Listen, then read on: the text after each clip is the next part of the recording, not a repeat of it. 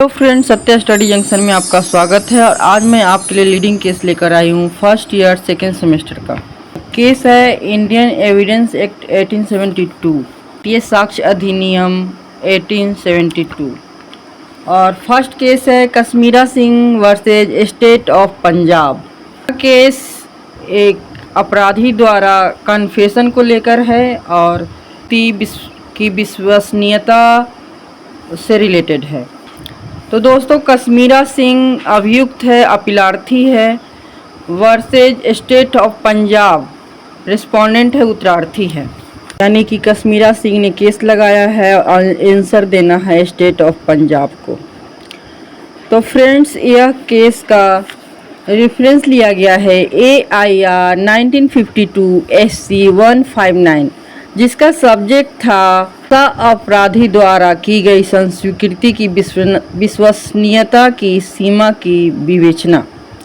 और इस केस का फैक्ट है फर्स्ट, गोंदिया के खाद्य अधिकारी LP तिवारी तथा कश्मीरा सिंह भी खाद्य विभाग में सहायक संग्रह निरीक्षक के पद पर कार्यरत थे। एक दिन जुलाई महीने में 1949 में तिवारी ने कश्मीरा सिंह को मिल में चावल साफ करते हुए देखा कि यह काम राज्य सरकार के आदेशों के अंतर्गत निश्चित था। मतलब यह काम तिवारी को नहीं करना था, मतलब यह कार्य कश्मीरा सिंह को नहीं करना था। तिवारी ने इस बात की रिपोर्ट खाद्य आयुक्त भंडार को कर दी। इसके कारण कश्मीरा सिंह को निलंबित कर दिया गया, सस्पेंड कर दिया गया और सेवा से मुक्त कर दिया गया। खाद्य आयुक्त के इस आदेश से कश्मीरा सिंह बहुत ही उत्तेजित और आंदोलित हो गया और बदला लेने की बात सोचने लगा। बदला लेने के विचार से कश्मीरा सिंह ने गुरुवचन सिंह से दोस्ती की और तारीख 26/12/1949 को जब गोंदिया गुरुद्वारे में उत्सव मनाया जा रहा था, तब तिवारी के 5 साल के बेटे रमेश को बहलाकर अपने भाई गुरुदयाल सिंह के घर ले जाता है और वहां गुरुवचन सिंह की सहायता से दोपहर में की हत्या कर देता है। साथ ही साथ शव को बोरे में भरकर तथा बोरे को एक बिस्तर में बांधकर शाम के समय करीब 7 बजे गुरुवचन सिंह ने गुरुद्वारे के चौकीदार की झोपड़ी के पास रख देता है, जो गुरुदयाल सिंह के पास ही थी। रात को उस बिस्तर को एक कुएं में फेंक देता है। इस केस में ट्रायल कोर्ट यानी कि विचारण न्यायालय का क्या विचार है, चलिए जानते हैं। इस अपराध के लिए कश्मीरा सिंह, उसके भाई गुरुदयाल सिंह, भतीजे पृथ्वीपाल सिंह तथा गुरुवचन सिंह को आरोपित कर सत्र न्यायालय के समक्ष प्रस्तुत किया जाता है। गुरुवचन सिंह ने मामले में संस्वीकृति दी, यानी कि कन्फेशन दिया, वह स्वीकार कर लिया। सत्र न्यायालय ने गुरुदयाल सिंह एवं पृथ्वीपाल सिंह को इस केस से दोष मुक्त कर दिया तथा कश्मीरा सिंह और गुरुवचन सिंह को मृत्यु दंड की सजा का आदेश दिया। उसके बाद यह केस उच्च न्यायालय में जाता है। वहां पर कश्मीरा सिंह एवं गुरुवचन सिंह ने न्यायाधीश के आदेश के विरुद्ध उच्च न्यायालय नागपुर में अपील किया।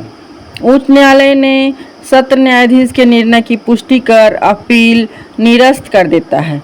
उसके बाद यह केस सर्वोच्च न्यायालय में जाता है। कश्मीरा सिंह ने उच्च न्यायालय नागपुर से विशेष अनुमति लेकर और प्रमाण प्राप्त करके न्यायालय के निर्णय के विरुद्ध सुप्रीम कोर्ट में अपील प्रस्तुत करता है। सर्वोच्च न्यायालय के समक्ष मुख्य विचारणीय प्रश्न यह था कि क्या सह अपराधी के द्वारा की गई संस्वीकृति के आधार पर दंड दिया जा सकता है।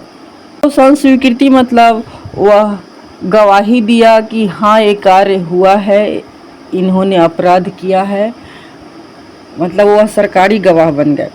सर्वोच्च न्यायालय के माननीय न्यायमूर्ति गण का कहना था कि सह अपराधी द्वारा दी गई संस्वीकृति न तो शपथ दिलाकर ली जाती है और न ही अन्य अपराधियों के सामने ली जाती है तथा प्रति परीक्षण का अवसर भी नहीं दिया जाता है, इसलिए यह साक्ष्य की परिभाषा में नहीं आती। किंतु भारतीय साक्ष्य अधिनियम की धारा 30 के अंतर्गत सह अपराधी की संस्वीकृति कन्फेशन सह अभियुक्त के विरुद्ध ग्रहण करने योग्य होती है, लेकिन केवल इसी आधार पर दोष सिद्धि नहीं की जा सकती। अभियोजन पक्ष द्वारा यह कहा जाना कि कश्मीरा सिंह ने गुरबचन सिंह से मित्रता ही इस कारण की थी, जो कि सिद्ध नहीं हो सका। केवल इस बात के आधार पर कि बोरे का मुंह कश्मीरा सिंह ने बंद किया था तथा वह गुरबचन सिंह के साथ बोरे में बंद शव को कुएं में फेंकने गया था, दंड नहीं दिया जा सकता। गुरबचन सिंह ने यह संस्कृति 10 दिन के भीतर जांच अधिकारी द्वारा 2 बार पूछने पर दी थी। इतने विलंब से ली गई संस्कृति संदेहात्मक हो सकती है, जिसे दोष सिद्धि का आधार नहीं माना जा सकता। कोर्ट को अपने स्वविवेक से कार्य करने की आज़ादी है, अतः वह सह अपराधी की संस्कृति के आधार पर, कन्फेशन के आधार पर सजा दे सकता है, किंतु पर्याप्त आधारों का होना आवश्यक है। इस केस का जजमेंट आता है। सर्वोच्च न्यायालय ने अभियुक्त को भारतीय दंड संहिता की धारा 201 के अंतर्गत संबंधित साक्ष्य को नष्ट करने के अपराध में 7 वर्ष का कठोर कारावास की सजा तथा अपील निरस्त कर देता है। इस केस का प्रतिपादित विधि का सिद्धांत है। फर्स्ट, संस्वीकृति यानी कि कन्फेशन अपराधी के लिए एक पक्षीय साक्ष्य है। केवल इसे ही दोष सिद्धि का आधार नहीं बनाया जा सकता। सेकेंड, अपराधी को साधारण तथा बिना संपुष्ट स्वतंत्र साक्ष्य के आधार पर दोष सिद्ध मानना न्याय संगत नहीं है। थर्ड पॉइंट, अपराधी के अपुष्ट साक्ष्य पर दोष सिद्ध नहीं किया जा सकता है, किंतु न्यायाधीश को अपने निर्णय के आधार के कारणों को बताना आवश्यक होगा। तो दोस्तों, यह केस डिस्कशन कैसा लगा कमेंट करके बताएं। अगर अच्छा लगे तो मेरे चैनल को सब्सक्राइब करें।